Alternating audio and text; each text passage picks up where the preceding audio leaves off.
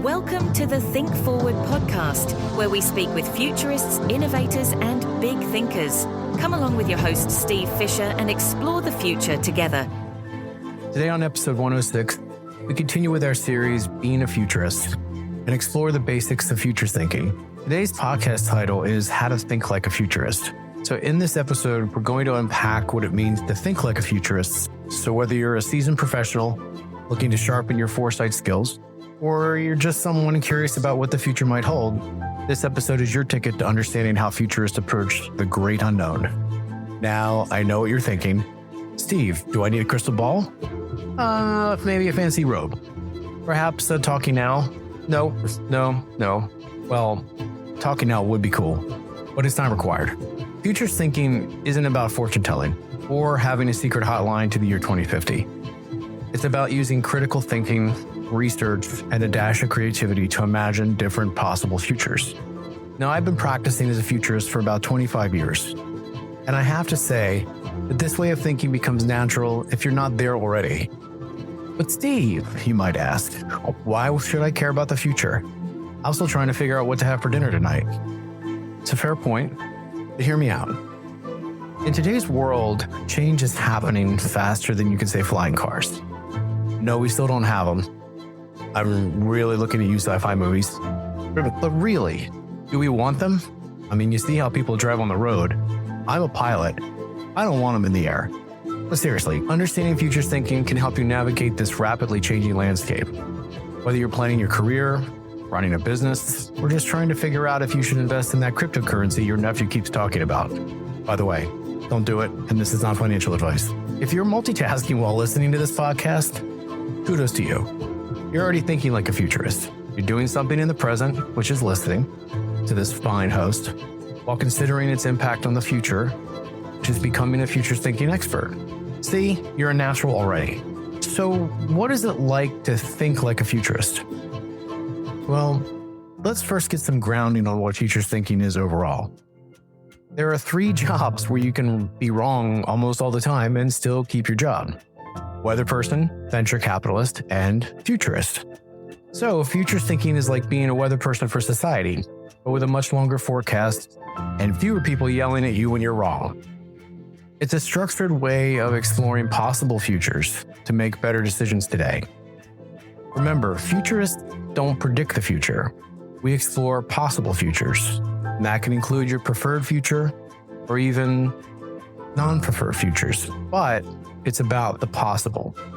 Think of it as mental time travel, but without the risk of accidentally becoming your own grandparent. In essence, futures thinking is about preparing for multiple possibilities rather than predicting the single outcome. It's crucial in today's fast-changing world because it helps us anticipate challenges, identify the opportunities, and really make more informed decisions. So much of today is about reaction. Really about being a futurist is navigating the uncertainty and about making decisions proactively so that when the future becomes the present, you're ready to go. So let's cover some key principles. Multiple futures exist, like I mentioned before. One future, say we all have flying cars, like Back to the Future 2. In another, we're still arguing about turn signals. The point is, there's no single predetermined future. It's not set in stone. The future is shaped by countless variables and decisions, some of which you can account for or you can see through your signals and trends work, but many you just can't. Now, we can influence future outcome. Your choices do matter. In fact, your decision to wear those mismatched stocks today could lead to a stock-based economy in 2050. Yeah, that's weird, but it's a butterfly effect example, but this is the future, right? Now let's talk about the tools of the futures trade. There are many tools out there, so I'm just going to cover a few big ones. The first one is trend analysis. This is about identifying and extrapolating current trends. For example, do a quick exercise. Consider the rise of remote work. Remember how this trend impacted city planning, real estate, or even fashion in the last pandemic? Think about what it could be in the next decade. All right, pause the podcast right here and think about it for a moment. Okay, now we're back. Got some ideas? Excellent. Maybe you thought about the decline of traditional office spaces. the rise of the Zoom mullet, wearing business on top and the party on the bottom, or the growth of rural tech hubs. Congratulations, you're thinking like a futurist.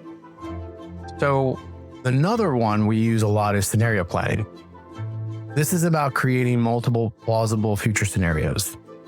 And it's okay to even have that zombie apocalypse scenario, but scenarios are important because they let us explore the future in a more in-depth way. We'll talk about that in a future episode and dive deeper into that, but these scenarios are a way to explain to people that this is what the future is like and these are the people that will inhabit it. The last one is backcasting. This is where you start with the desired future and work backwards to identify the steps needed to get there. For instance, say that we're exploring the future of diabetes care. Step 1 is to envision the technology and services that might exist 10 years from now. Step 2 is to work backwards to today. And then step 3 is to identify what might be possible in the next 18 to 24 months that could exist to make that possible future reality.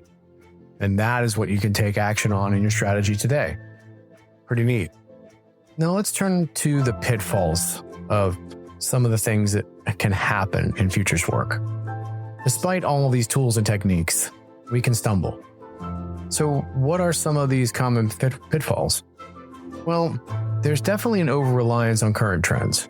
Yeah, I know I mentioned it before. And it's great to get those trend reports or to do your own trends research, but it's not the anchor we should use. They can help inform, but they don't solve. Remember, people in the 1950s thought we'd all have personal nuclear reactors by now. Another pitfall is extrapolating the future based on the present. I see this all the time. And I'm not talking about forecasting here. So this is where you take the tech or the constructs of today and you implement the future using them. Take, for example, Blade Runner. Great film, one of my favorites, one of the best sci-fi films of all time. If you remember the scene, Deckard makes a call to Rachel. It's a video call, which is cool, and we would expect that, but it's at a payphone. No one even considered portable devices in 2019. That was about 40 years ahead, and this is one of so many examples, but you get what I'm talking about. Then there's ignoring the wild cards. These are those low probability, high impact events. We just lived through one. And let's be honest, no one, well, almost no one, had a global pandemic on the bingo card in 2019. Maybe except us preppers and Bill Gates. But I never really saw it in major scenario work or considerations for corporations to address. Look how companies build supply chains for perfection and the pandemic crushed it in about 90 days. Take this moment and think about what other wild cards could you or your team come up with. Last but not least, let's not forget about human nature. We still can't predict what we'll want for dinner tonight, let alone in 20 years. So we'll always have our behavior as the top mammals on this planet, and we can easily make 90-degree turns in our thinking and decisions. So with all that, how can you adopt the mindset and start thinking like a futurist? Well, first and foremost, it's about staying curious and open-minded. It really is the most important. Curiosity and openness are the keys to being a futurist, and the thing that you will see differentiates you from others. Second, if you can practice identifying the trends and signals in daily life, it'll help you more than you'll know. That should never be that sole information source. You could journal this. I do. You could get your team to have a daily stand-up on signals. It's really about getting a muscle developed and exercising it and forming a habit. Third is to engage in what-if thinking. For example, what if AI becomes self-aware? What if we cure aging? What if pineapple on pizza becomes a social norm? I know. I hope not, but think deeply on that one. I will warn you. The side effects may include annoying your friends with constant future predictions and the irresistible urge to say, I told you so, when the wildest scenarios come true. Futures thinking is about more than just having all the answers. You're never going to do that.